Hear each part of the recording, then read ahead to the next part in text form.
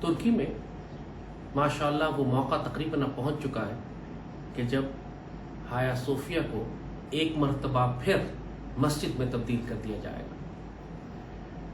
سلطان محمد فاتح نے 1453 میں جب سیدی رسول اللہ صلی اللہ علیہ وآلہ وسلم کی حدیث شریف کے مطابق قسطنطنیہ کو فتح کیا تھا، تو اس جنتی سلطان نے اس عیسائیوں کے چرچ کو مسجد میں تبدیل کر دیا تھا، اور پچھلے 550 سال سے یہ مسجد ہی رہا۔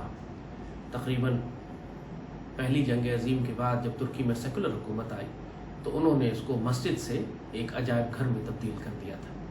حالانکہ سلطان محمد فاتح نے بد دعا دی تھی اس شخص کو کہ جو دوبارہ اس کو مسجد سے ہٹا کر چرچ، مندر یا میوزیم یا کوئی اور چیز بنانے کی کوشش کرے۔ آج دوبارہ ترکی میں ایک تحریک چل رہی ہے کہ اس کو سلطان محمد فاتح نے جس طرح اس کو مسجد میں تبدیل کر دیا تھا، آج اس کو دوبارہ مسجد بنا کر وہاں 5 وقت نمازیں اور اذانیں دی جائیں۔ یہ سوال بہت سارے مسلمان آج اٹھاتے ہیں کہ کیا سلطان کا یہ عمل درست تھا؟ کیا سلطان نے یہ جو عمل کیا یہ شریعت کے مطابق تھا؟ اور کیا مسلمانوں کے لیے جائز ہے کہ عیسائیوں کے چرچ کو مسجد میں تبدیل کر لیں؟ اور اس کے لیے پھر بہت سی مثالیں دی جاتی ہیں تاریخ اسلام کی، اور حقیقت بھی ہے۔ پوری تاریخ اسلام میں مسلمانوں نے کبھی بھی جن علاقوں کو فتح کیا ہے وہاں موجود عیسائیوں کے چرچ یا یہودیوں کے عبادت گاہوں کو مسجدوں میں تبدیل نہیں کیا۔ جو مسلمانوں کی اقلیت بنتے چلے گئے ان کو پوری آزادی تھی مذہب کے روایات پر عمل کرنے کی، عبادت گاہوں میں جانے کی، اور ان کی عبادت گاہیں ویسے ہی رکھی گئی۔ لیکن سلطان محمد فاتح نے ایسا کیوں کیا؟ 1400 سال کی اسلامی تاریخ میں یہ ایک واحد واقعہ ہے اور شریعت کے لحاظ سے 100% جائز بھی ہے۔ یہ واقعہ 550 سال کی اسلامی تاریخ میں جب سے سلطان فاتح نے اس کو مسجد میں تبدیل کیا ہے، پوری مسلم امت میں کسی ایک مسلمان عالم نے بھی اعتراض نہیں اٹھایا کہ تم نے اس چرچ کو مسجد کیوں بنا دیا۔ اس کی کیا وجہ تھی؟ کیونکہ آج بھی ہم دیکھتے ہیں کہ بہت سارے مغرب زدہ مسلمان اور سیکولر طبقہ جو مسلمانوں کے اندر پیدا ہو چکا ہے، وہ اس بات پر اعتراض کر رہا ہے کہ دوبارہ اس کو مسجد کیوں بنایا جا رہا ہے۔ اس کی وجہ آپ کو بتا دیں۔ یہ جو بائزنٹائن امپائر تھا، یہ جو وہ سلطنت تھی جو قسطنطنیہ پر، کانسٹنٹینوپل پر قابض تھی، اور پچھلے 2000 سال سے ان کی سلطنت مسلسل ایسٹرن رومن امپائر کی چلی آ رہی تھی۔ جب سلطان محمد فاتح کے ساتھ عثمانی ترکوں کے ساتھ ان کا تصادم ہوتا ہے، اور سیدی رسول اللہ صلی اللہ علیہ وآلہ وسلم نے حدیث شریف جو بیان فرمائی تھی کہ لتفتحن القسطنطنیہ فنعم الامیر امیرھا فنعم الجیش ذالک الجیش، یہ حدیث شریف جو سیدی رسول اللہ نے بیان فرمائی تھی، 900 سال تک مسلمان لشکر حملہ کرتے رہے قسطنطنیہ کو فتح کرنے کے لیے۔ حضرت عثمان رضی اللہ تعالیٰ عنہ کے وقت سے مسلمانوں نے بحریہ بنا لی تھی، سیدنا امیر معاویہ کے دور میں، اور اس کے بعد امید، پھر عباسی، اور پھر عثمانی ترک صدیوں تک۔ 900 سال کے بعد یہ سعادت سلطان محمد فاتح کے نصیب میں آئی کہ انہوں نے اس شہر کو فتح کیا سیدی رسول اللہ کی حدیث شریف کے مطابق۔ اس سے قبل حضرت ابو ایوب انصاری استنبول میں دفن ہے، یعنی وہ مدینے میں حضور کے میزبان جن کے گھر پہ سیدی رسول اللہ نے تشریف لائے، اٹھنی رکی، وہ واقعہ آپ سب جانتے ہیں۔ سیدی کے پردہ فرمانے کے بعد آپ قسطنطنیہ کی مہم میں شرکت کے لیے استنبول تشریف لے گئے، اور وہاں جا کے اس کی فصیل کے پاس آپ شہید ہوئے۔ یہ آپ کی ترکی میں آپ کی قبر مبارک کے اوپر کتبہ لگا ہوا ہے، پوری تاریخ لکھی ہوئی ہے کہ آپ کیسے پہنچے وہاں۔ تو بتانے کا مقصد یہ ہے کہ قسطنطنیہ سیدی رسول اللہ صلی اللہ علیہ وآلہ وسلم کی حدیث شریف کے مطابق سلطان فاتح نے فتح کیا، اور اس حدیث شریف کے مطابق سلطان ایک جنتی سلطان ہو گئے۔ امت میں آج تک کسی نے اختلاف اس بات پر نہیں کیا، فنعم الامیر امیرھا فنعم الجیش ذالک الجیش۔ پھر یہ شک کرنا کہ اس جنتی سلطان نے، جس کو سیدی رسول اللہ نے جنت کی بشارت دے دی ہے، یہ کوئی حرام عمل کرے گا، ممکن نہیں ہے۔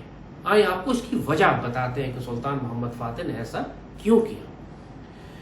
عیسائیوں میں یہ عقیدہ تھا اس وقت بائزنٹائن امپائر کے اندر، جو بہت سارے توہمات تھے، ان کے جو خرافات تھی، جو خرافاتی عقیدے ان میں پیدا ہو چکے تھے، اس میں ایک عقیدہ یہ تھا کہ جب تک آیا صوفیہ ایک چرچ ہے اس وقت تک مسلمان کبھی بھی اس شہر پر قبضہ نہیں کر سکتے. اور چونکہ ان کا شہنشاہ کانسٹنٹائن وہ اس چرچ کے اندر بیٹھ کر اپنی عسکری، سیاسی اور روحانی طاقت حاصل کرتا تھا.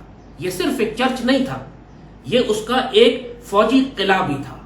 یہاں سے بیٹھ کر وہ پوری بائزنٹائن امپائر کے اندر اپنی ایک روحانی، اپنی فوجی، اپنی معاشی طاقت کا مظاہرہ کرتا تھا.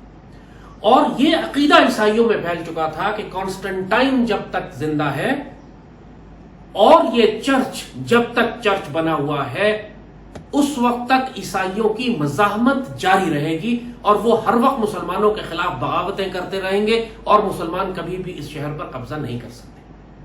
اور جب جنگ ہوتی ہے، مسلمانوں نے شہر فتح کر لیا، تو ہوا بھی یہی کہ کانسٹنٹائن جو تھا وہ گرفتار نہیں ہوا، وہ غائب ہو گیا. اور اس سے مزید ان افواہوں کو تقویت ملی کہ صاحب کانسٹنٹائن جو ہے وہ مزید فوجیں بنانے کے لیے جا چکا ہے اور دوبارہ پلٹ کر آئے گا اور بڑی بھاری تعداد میں فوجیں لائے گا اور فرشتے اس کو اٹھا کر لے گئے، پادری کو بھی اور کانسٹنٹائن کو بھی، اور روحانی طاقتوں کے ساتھ وہ واپس آئے گا اور یہ چرچ بنا ہوا ہے، یہ چرچ قائم رہے گا جب تک.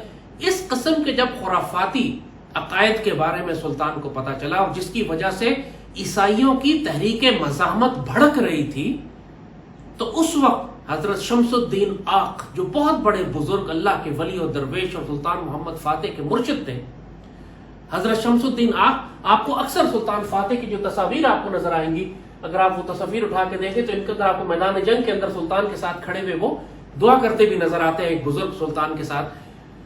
حضرت شمس الدین آق نے سلطان کو حکم دیا کہ اس چرچ کو مسجد میں تبدیل کر دو تاکہ نفسیاتی طور پر، روحانی طور پر، فکری اور ذہنی طور پر وہ جو عقائد ہیں عیسائیوں کے، باطل عقائد کے، جن کے تحت وہ بغاوت اور فساد پر آمادہ رہیں گے ہر وقت آنے والے وقتوں میں، ان کو جڑ سے ختم کر دیا جائے.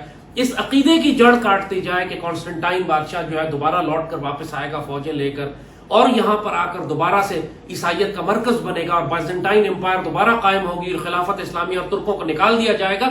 اس سارے فساد کو ختم کرنے کے لیے لازم تھا کہ اس چرچ کو مسجد بنا دیا جائے.